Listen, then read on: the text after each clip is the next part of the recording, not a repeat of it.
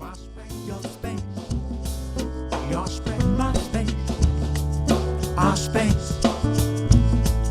One space love, one space love, one space love. Welcome, Lisa Mitchell, to One Space Love. How are you going today? Hello, Steph. I'm really good, yes. Just saying before, we're mixing upstairs, these stairs here. We're mixing upstairs. So, yeah, nearly finished the new record, which has been a long time coming. So, yeah, very exciting. Well, I'm going to come back to the new record, but I mean, as we just said, that's with Tom Iansek, and I had a look at what the projects he's working on. I mean, he looks like an incredible all-round artist, let alone a producer to be working with. So maybe we'll just start there. I mean, where did that happen, that, you know, joining together to collaborate and create together? Actually reached out to Tom to do some co-writing like a few years ago. Okay. and then we ended up, I was away and it never really worked out.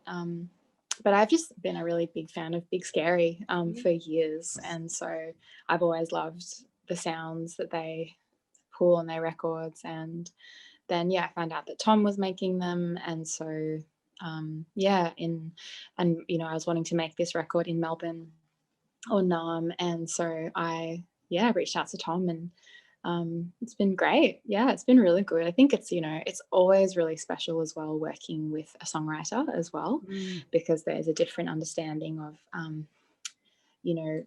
like lyric content, and having the voice be really a really, you know, sole focus of the song. And so I find it a lot easier to work with producers who are songwriters as well, which is pretty common, but definitely important to me. Yes. And you describe like you've worked with quite a lot of different producers over the period of more than a decade now, isn't it? It's been a long time. I know, it has been a little while. This is our 4th record, so incredible.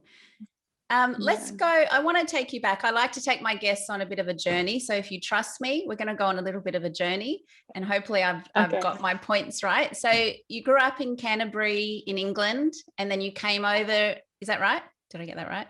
Yeah. And then came over and grew up on a farm with a Scottish dad, Australian mum in Albury. Yeah. So take us back to music in your life, because, you know, I feel like there's so many different layers that inspires you. It's not just music, but take us back to where you notice music's calling you and speaking to you. Yes.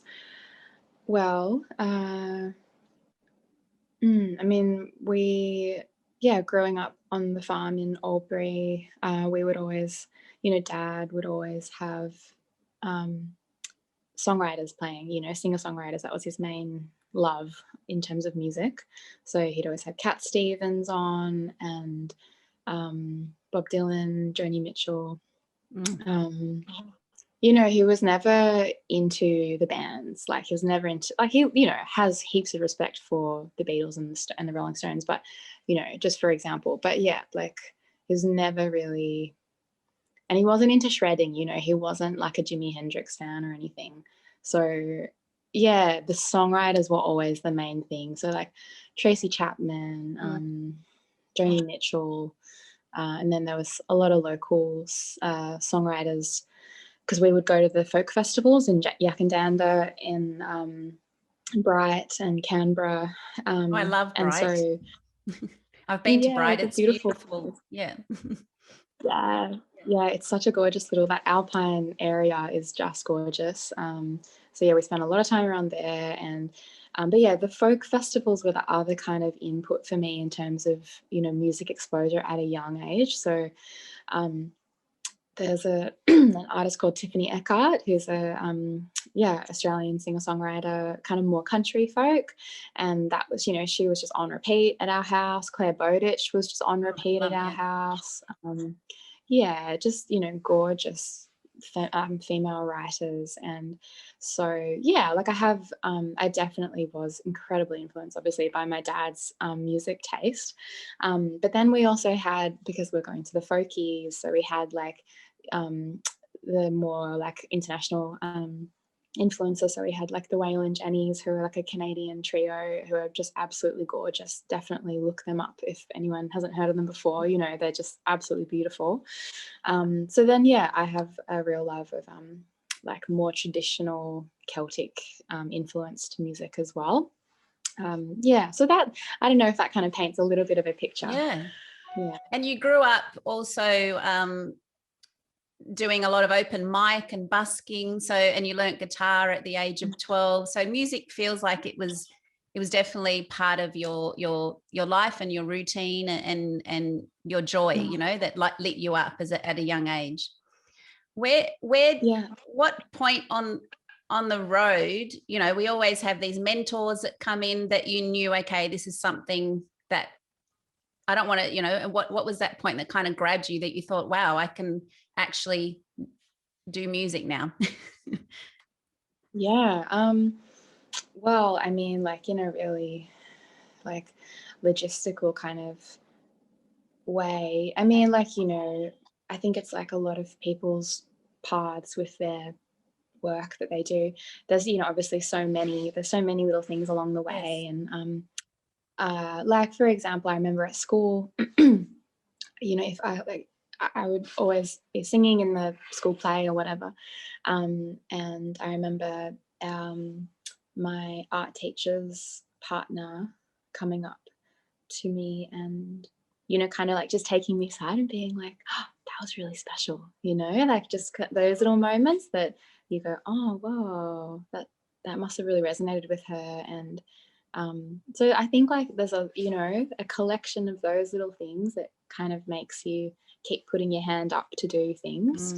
But then I think in a really logistical way, you know, the whole idol thing happened. So I was 16 in Albury and in year 10 at school, and my sister, my younger sister, was like, all right, Lise, like I'm going to come and sit with you in the audition room and let's just do it. Like, let's just do it, you know.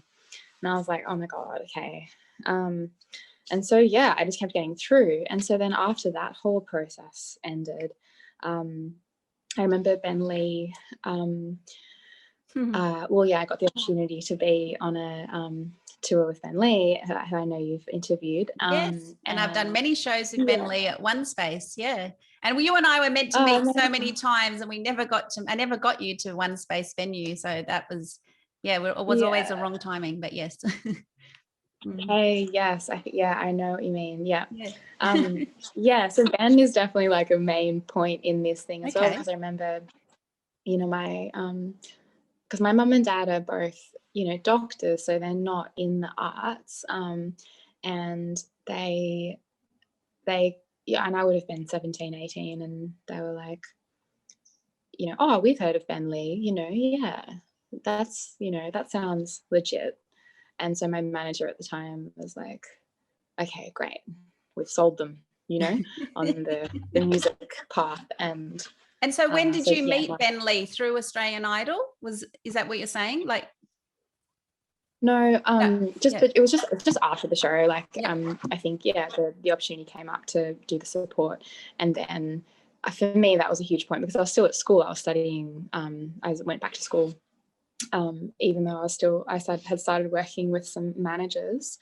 But that was a huge turning point for me, just in the sense that I felt my parents relax around it, because, you know, when you're 17, you're very much part of the family unit. Yes. So if, you know, you're working as a unit still, well, at least for me I was. And so that was a big deal, because then I started doing year 11 part-time, and then I ended up leaving school to keep doing music because opportunities kept coming. So yeah, that was a huge part. So you went on tour with Ben Lee. Do you remember what album that was for, that he was touring? Because it would have been, I think, before. It was Awake is the New. Yes, I think it was Awake is the New Sleep. Yeah. Oh, that's fantastic. And and he, you know, he's fantastic, and he's been a really special person in my life. Like, feel very grateful for him. And you know, I feel like I love his character. Like, he's such a trickster, you know, he's always kind of questioning the norm, and holding space for change and transitions. And yeah, it's pretty, yeah, I really respect the space that he holds, like, in Australian culture. Same. Yeah. I mean, I think I called our chat Playful, Creativity and Connection, because that pretty much sums him up for me. He's just so like a big kid, you know, always creating. And he found that his religion is music. It is creativity. And I thought, you know, after such a journey he's been on, what a beautiful awakening to have, that it was always there all along, you know. So, wow. yeah. He talks about seeking the truth, but he always had the truth with him.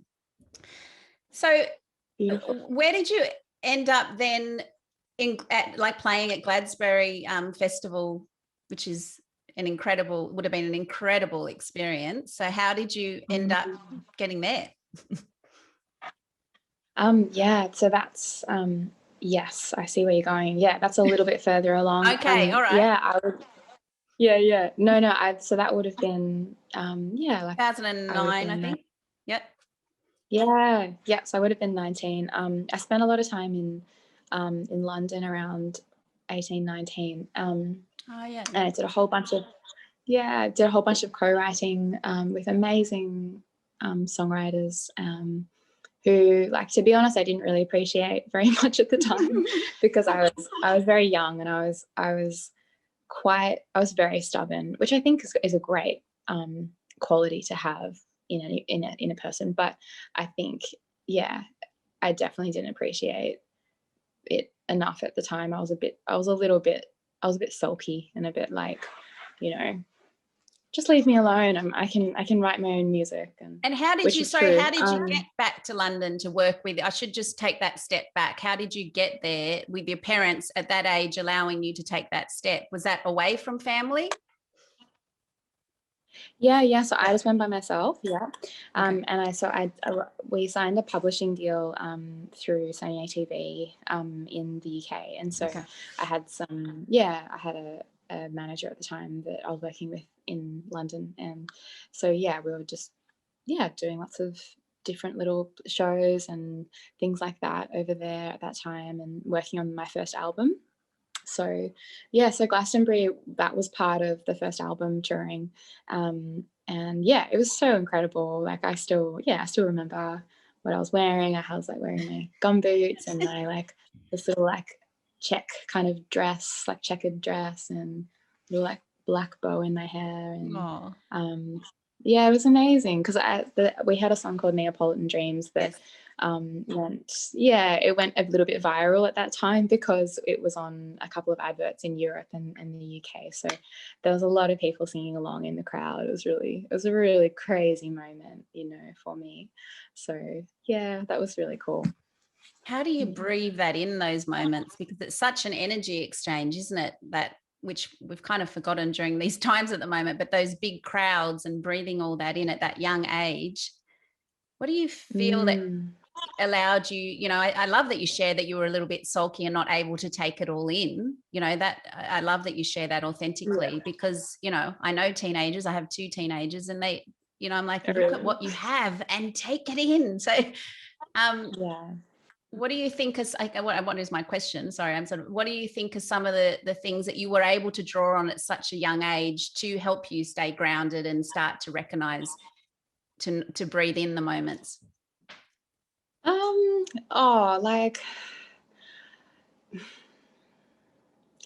I mean, I think like the band, you know, like that we had the music, and that at the end of the day there was a very methodical thing that we were doing together, which was, you know, staying in time, singing in tune, like these kind of very like centering aspects to music that you can't really be too in your head about because you have to be focused. So I feel like that's definitely a bit of a saving grace, you know, when you're feeling the adrenaline and the nerves and stuff. But also I don't think I did handle it very well as well, like to be really honest as well. Like, I was very young, and yeah, like I think it was a lot to be away from home and, you know, kind of in like a post TV show situation. There's a lot of pressure, you know, I put a lot of pressure on myself. So there's a lot about that time that I do feel like, oh, that was too much, you know. And like, you know, 10 years later I can see that, and I have like total, you know, I don't regret anything, but I definitely do see the parts of myself that were just holding on for dear life and had no idea how to handle it. Yeah. I totally I can feel everything you're saying, because I think that sometimes, you know, we come into this world and we're taken on a kind of a whirlwind of our purpose, and it's like our soul sometimes has to catch up to that and go, well, hang on, how did I get here? Yeah, totally. Yeah, and we're not, you know, it's such a specific thing, and like, you know, to be a performer or in that position, and yeah, it is it's just a very specific, weird kind of lifestyle that, you know, if you don't know about it and if you haven't grown up with it, it is a lot to kind of adjust to and understand and feel grounded and, you know, Connected, feel like you're thriving in it. Yeah, exactly. So yeah, but I feel like that's been a huge part of my journey, is like, how do I stay in my integrity as a performer, as a female performer on stage, you know, as like, yeah, just all of the levels, like, of how do you do what you do with integrity and authenticity. Yeah, it's such a journey. Yeah. So yeah. And one of the other things I love that you shared about, was it that you got to serve tea to Cat Stevens, who is now not Cat Stevens, but in a room on a songwriting workshop? Is that that's like a full circle after your dad playing it when you were young? Yeah. So is that in a similar timeline now? Is it similar time? Totally, yeah. So that was when I was doing my sulky co-writing sessions. Okay. When I was 18. Yeah.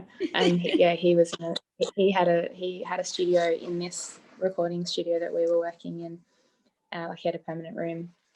And yeah, he was just in the kitchen, and I just we were sitting around. I was going to make tea, and I was like, would you like one as well? And he was like, yeah, sure. I think he just had like builder's tea, like just normal tea with milk. Yeah, if you're wondering. I know, I am wondering. It was my next question. I feel like there was one of your songs that I'm just seeing where I'm going now, Providence, of Bless This Mess. Did Bless This Mess happen now when you came back to Australia and you were questioning? Yeah. Yeah. Bless This Mess was probably like maybe 2 or 3 years later. Okay. And so so I was probably more like 23. Oh no, wait. Because there's a lyric 22. in it. It's hard, I search, I wait. Universe, I'm here, I'm ready. What do you want? And I guess where I'm taking you with that, I also heard that you love the book Artist's Way. And it was, So I wanted to talk about that, because I think that it is really important to share what that message is in the Artist's Way, about how we are the vessel and we're here, and, you know, the art comes through us. What was your personal experience with that, and to write those lyrics as well? Yeah, well, I mean, very much going back to that kind of pressure and stress that I was feeling in the first album when I was 18, 19, had never done this before, didn't really have many people around me that were artists that I had a really like intimate connection with. So yeah, the Artist's Way was a huge breakthrough, because I think that, you know, it talks about this idea in our culture where, well, you know, just the kind of dominant Western culture where there's this idea of genius, and like that that it's about us, that we're creating the ideas, and that, you know, that there's almost like a finite amount of this genius kind of stuff that's in us or something, and that it's all about us, and we just have to be brilliant, without learning how to even, you know, be brilliant, or whatever that means. And so, yeah, which is just totally irrational. And so the idea of the artist's way, as you know, is that we are just a vessel, and that you know, for me to feel inspired and like songs are coming out of me, I have to fill up my cup first, and then you literally just overflow with creativity and inspiration, because you're taking in all of this beautiful art and poetry, or you're taking yourself on that trip to the Altways, or whatever you needed to do to nourish yourself. So yeah, so the Bless This Mess was very much an acceptance and an embracing of my own humanity and my flaws, and, you know, that I'm not some perfect person, and that, yeah, that's really important. So yeah, the next album was much more from that kind of place. Yeah. Because another track that Marty sent through was Spiritus, which is about celebration of humanity, off that album as well. So I really felt your journey had shifted in that album, listening to that. Yeah. Yeah, totally. Yeah. Spiritus is just this beautiful. Yeah, it's such a beautiful song. Yeah, just the word Spiritus, it does just mean breath in Latin, or, you know, breath, inspiration. I mean, because that's the thing, like the word to inspire is to literally to breathe in. So Spiritus is that exactly what we're talking about, of like filling up our own cup first. Yeah.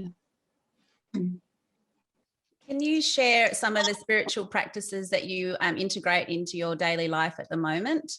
I know one of them is Qigong. Yeah. I love Qigong. Yeah. Me too. Yeah. Yes. Oh, do you? Yeah, I love it. And that's awesome. I'm reading at the moment Mantak Chia. Have you heard of him? Yeah, so he's my teacher's teacher. So I I want to meet your teacher. Yeah, Lee Holden. So he's an American guy. And I'm doing my teacher training online at the moment with him, just because I got really into Qigong during lockdown in Melbourne, Nam, and then I was just like, I need to know everything about this. So the reason that I love Qigong, and for people that don't know what it is, it's like, you know, you see the people in the park in the mornings doing their Tai Chi. That's what Qigong is, but it's Tai Chi comes from martial arts, and then Qigong it's actually a branch of Chinese medicine. So it's a medical form of basically like meridian activation or healing for in the Eastern view. You know, we have channels or meridian lines of energy or bioelectric energy, you know, that's just life force. It's part of our bodies that is makes a difference. You know, it's if we're dead, we don't have it. If we're alive, it's our aliveness. And so what I love about Qigong is that, and just the Chinese view of the body, is that it so deeply respects the emotions as being the origin for harmony, like physical harmony in the body. And so and, you know, as a songwriter, as a creative, just as a human, of course, like every day, you know, I'm like, oh God, what is this emotion that's coming up? Yeah. You know, I'm feeling really frustrated, or I'm feeling angry. And then so if you looked at that in Qigong, you would look at the liver, because the liver is the you know, when the liver's out of balance, there's more anger and frustration, and when it's in balance, there's kindness and generosity, and, you know, the big mind. Yeah, exactly, the limitless thinking. So then you could do like some repulse the monkey and push away the limited thinking and open to the big mind. So I don't know, I think like as like for me as like someone that I'm quite tactile, you know, like I love music and using my body and stuff. It just speaks to me so much as this beautiful transformative way of looking at emotions and the body. And Yeah, it's absolutely gorgeous. I just love it. And it's so elemental, obviously, because it's based on Chinese medicine. So you're always talking about metal and wood, earth, fire, water. It's very grounding and centering. So probably, yeah, so Qigong is like one of my main things. I'm pretty obsessed with it at the moment, as you can tell. Yeah, no, fantastic. Yeah. And tell us again your Yeah. teacher that you're working with. We can point people to him. So Yeah, his Lee. name's Lee Holden. Yeah, Lee Holden, and he's got so many resources online. Yeah, super cool. Yeah, and I always try and meditate in the mornings. I find that really centering. And I live out of town in the bush, so I go for walks, and that's definitely a huge thing. Like, and a huge choice for me to not live in the city. Yeah, Connect with nature. So many things so many places I want to go, and I want to get and talk about what you're working on right now. Anya Tyrrell's a friend of mine, and I interviewed her a few times now, and we did a live event together just recently. But she was telling me you're in a book club talking about books in the Artist Way, and the book you read was Claire Land's Decolonizing Solidarity, and you're onto a new book at the moment. Is there anything you wanted to share about that at the moment, and how that you're passionate about that, about our culture and living in Australia? And yeah, for sure. Yes, I mean, it is just very clear that in the general Western dominant way, we are just absolutely riddled with racism, like internally and in our systems, and that's just a fact, and it's really crap. And so that's kind of one layer of, I guess, being interested in how that further affects First Nations rights in our country, in so-called Australia. But yeah, I had wanted to read this book, Decolonizing Solidarity, since I did a few subjects of Indigenous studies at uni a couple of years ago. Because you went back to study, didn't you? You went back and studied. Yeah. I did, and I didn't finish my degree or anything, but it was just something that I wanted to do for myself, because I did leave school, so it was good. I went back and and these were the subjects that I gravitated towards, and I'd wanted to read this book for ages, but it's quite dense. It's basically Claire's thesis, and Claire is a non-Indigenous woman, but she had studied and had very close mentorship by a Koori man, Gary Foley, who's a very active political member of the southeastern Koori political community, and it's all about how to be an ally, how to be a good ally, what that means, and some of the takeaways I think from the book is that it's about social justice across the board. It's like, of course you can have specialized knowledge or directing more activism toward a certain group of minority, but in general it's across the board, whether you're campaigning for refugee rights or First Nations rights, or different ability people, or whatever, like whichever group you'd like to care about, there's just a lot of direction towards, that it's about humanity, and that it's about, feeling and caring, just in general. It was really good, and it was also just really inspiring to be connecting with this group there was about 10 of us that met up once a month during lockdown, so it was also just really inspiring to have a really good yarn every month with a bunch of really inspiring people who are all like in the arts, and who just care and have capacity to care about you know, that, yeah, that The as artists environment, planet, yeah, culture. totally, yeah, and that they're, you know, we're interested in how to express that, you know, in our art, and try and be part of that awareness, and the change of culture that our government is so bad at creating. So yeah, it was a cool group of people. Yeah. Talking about the times that we've just experienced during lockdown, especially in what Melbourne went through, you know, I interviewed a lot of artists after Blues Fest was cancelled, and I really feel that the creative sector hasn't been valued of importance with the, you know, with all that's happened. What is your feeling on that? On you know, how valuable the creative sector is, and talking about the government, you know, it's definitely been an interesting journey that we've all been, the creative souls have been thrown on. Yeah. No, I was talking to a friend about this the other day, and we were just talking about, actually it was Steph from Something for Kate.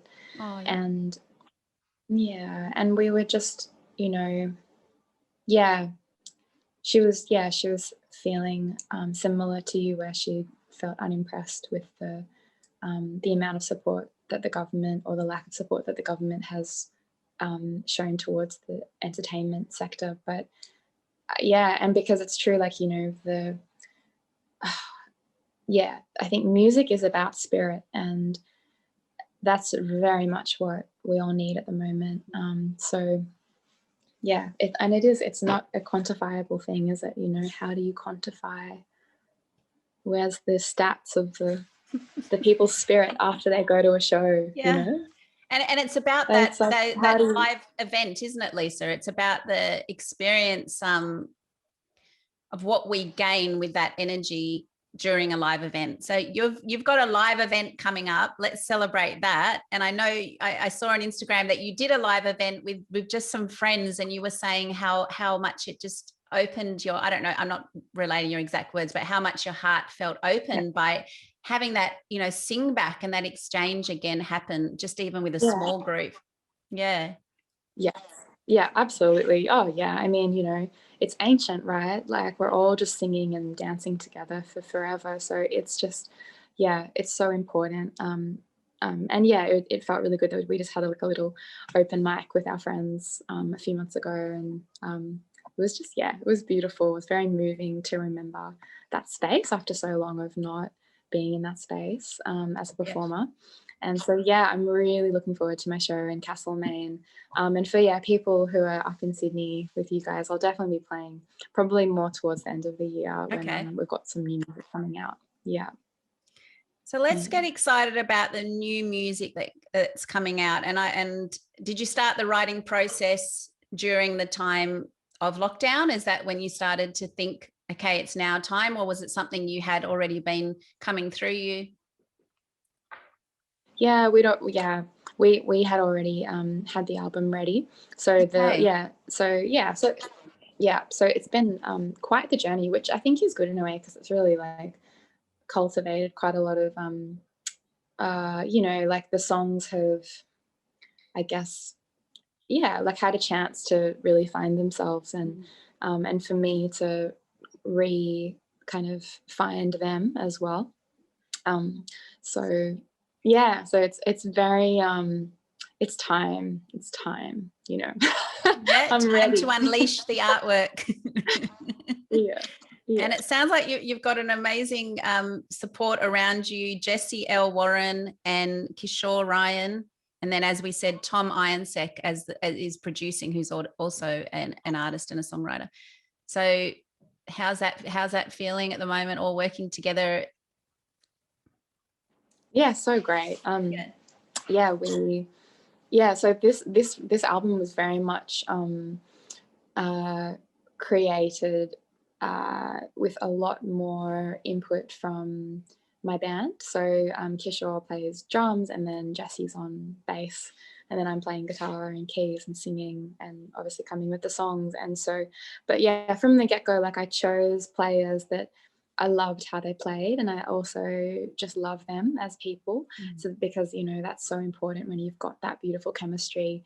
You know, you can drop in and then everyone else can drop in as well. And it's just, yeah, it's just the best thing ever, playing with your friends. And they're such beautiful musicians. So yeah, so we've played everything in live on the album, which yeah is really important to me because it really captures, it captures the humanness of what it means to play music. And you know, I'm not, like, you know, like sometimes we have little bits of programming on the album, but it's really like a tiny amount. Like we are very much about our musicianship. And so that was really important to me to showcase that. And so it's, I just love playing with them. It's a real treat. If there was a thread of a storyline that you think is coming through, a storytelling that's starting to narrate through this new album, is there something you could share with us of what you feel the essence is unfolding, or where that inspiration is coming from? I mean,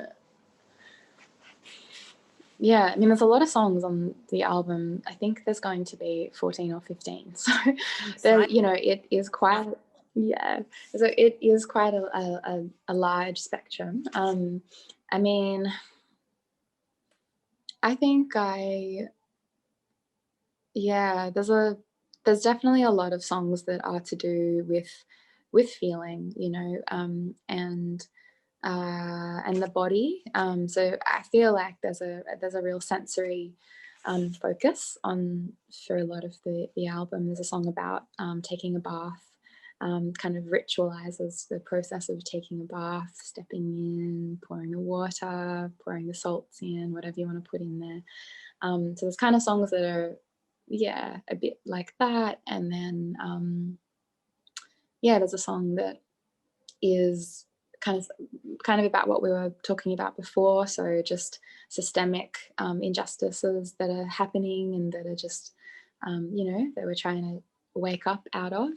And then there's a song called Let Me Stay Here, which is kind of I chose to get an Uilleann pipes player in, and so the Uilleann pipes are an Irish traditional folk instrument, which sound like, I think, like a whale, as in like an ocean, a whale that lives in the ocean. Just these, it's gorgeous and it pulls your heartstrings. And for me, you know, and for a lot of people who live on this continent, there's a lot of people that are Irish and Scottish, and so it felt really important to me to because I think that has been a big part of my journey as well, is growing up in the UK and then coming to Melbourne or Naarm, and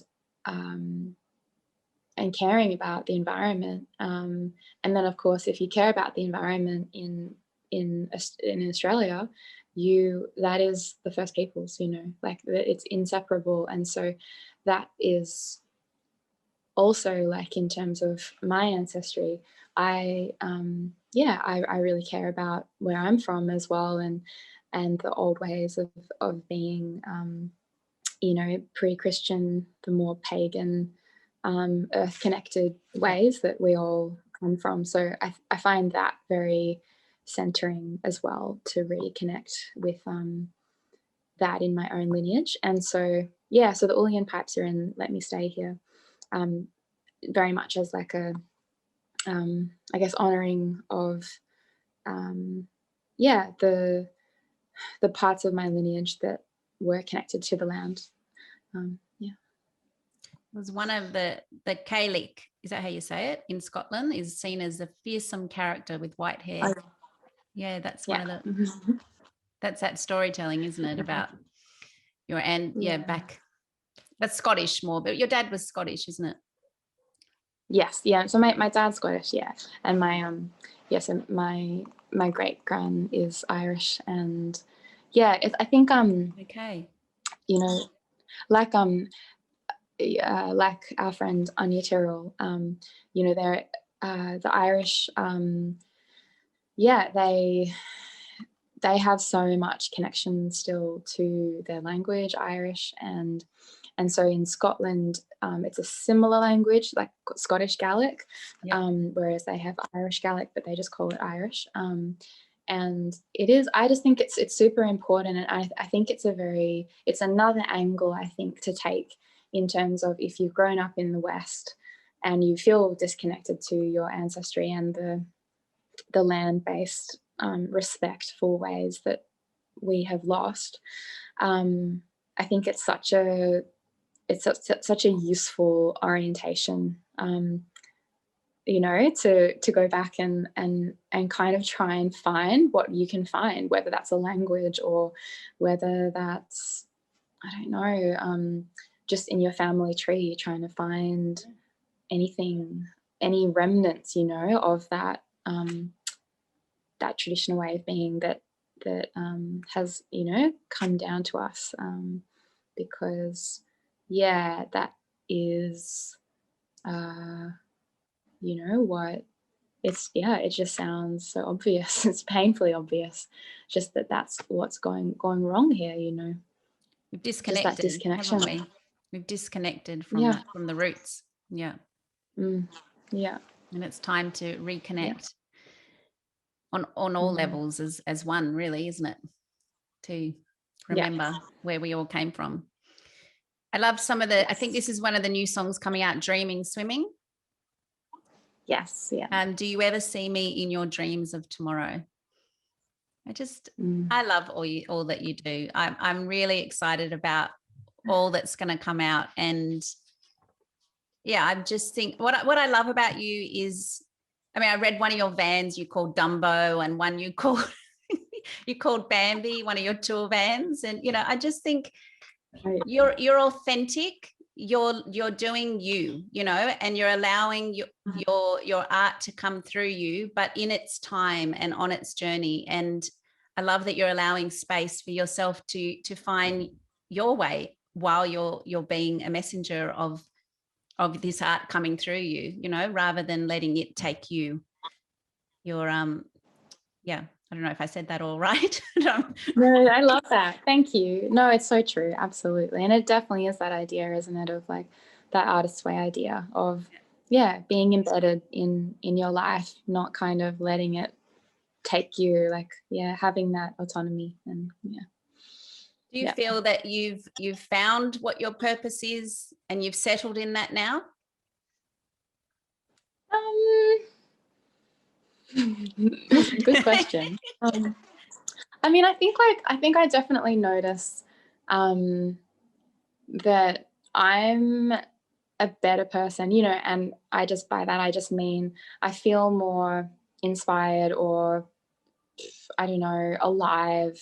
And that doesn't necessarily mean really peaceful and chill. Like, I just mean I feel more in my flow, or, you know, even if that means that there's stuff coming up all the time, I feel more alive when I am, I guess, yeah, you know, really, like, again, it just sounds so obvious and kind of corny, but very much when I am, you know, kind of listening and being very intuitive and trusting my gut. And so for me, you know, whether that's like doing Qigong teacher training, I just love it. I don't know why I love it. I just love it. So I'm doing that, and, you know, just kind of doing all these little things that are so nourishing, and that really strengthen me to be able to give in the sense of music, and inform me and my relationships and all the people around me. And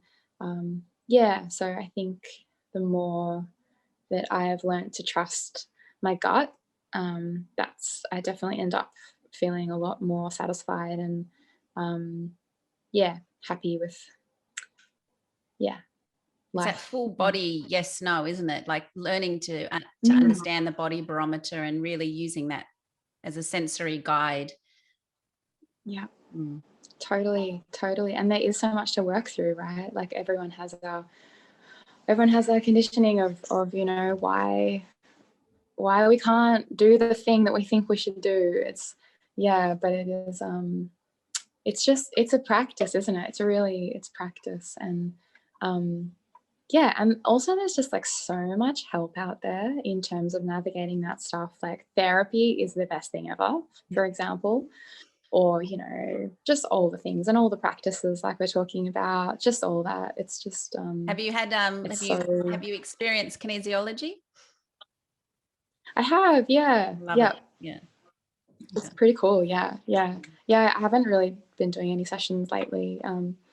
But I've gotten really into shiatsu, which is a Japanese massage style, which is based on, you know, the Chinese medicine meridian lines. And I've been learning a bit of that as well. So that's been kind of my thing that I've been going to lately. Yeah. And I mean, I learned that you even learned about farming and eco farming. I mean, I could just keep talking to you. It's like, but I got to let you totally, create. Yeah.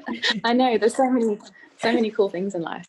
Thank you so much for being on the OneSpaceLove Show. I could continue talking to you, but I want you to go back into that studio with Tom and all the band and keep creating, so we can get you here with more music released and listen and embrace it all. So yeah. Thanks, you, Steph. I really appreciate it. Thanks for the chat. Your space, your space, my space, our space. OneSpaceLove, OneSpaceLove, OneSpaceLove.